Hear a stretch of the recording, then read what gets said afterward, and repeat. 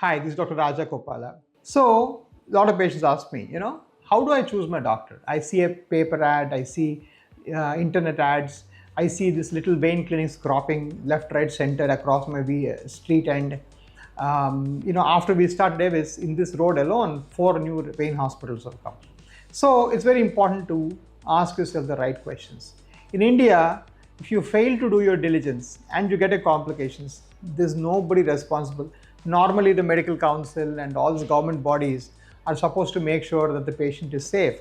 But in India, things are very slow and sometimes they may or may not work. So I will not get into that, but I will just go on to say that you need to ask, number one thing is, how many surgeries is this doctor done? Okay, any guy who's done less than 10,000 surgeries is not worthwhile, because people can learn this varicose veins over a weekend course and start offering it tomorrow, right? That would be disastrous, because there will be so many variations that this doctor would not know.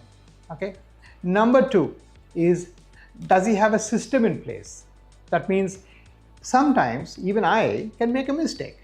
But what happens in Avis is that we have a very robust system. We do only varicose veins. Hence, we have a doctor who takes your first initial history.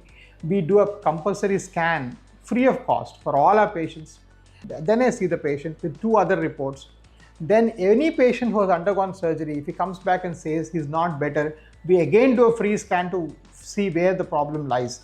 So in the system, I can cover up for any mistakes that happen, or any errors that happen, or any oversight that happens. If you don't have a system and you have this one doctor sitting in one clinic who's offering at 30,000 rupees, well, he may not even be there in the next week. So you need to be very careful. You need to go by good brand names. You need to go by doctors with good pedigree, doctors who have done a lot of surgeries, not fly-by-night operators. And most importantly, again, in healthcare, it is not just cost-benefit analysis. It's also effort-benefit analysis, which means you may think by doing less cost, I'll save money. But if you have to go back to the doctor 10 times because your problem is not healed, that also costs money. So that effort also is money. So you must understand, how are the healing rates of this doctor?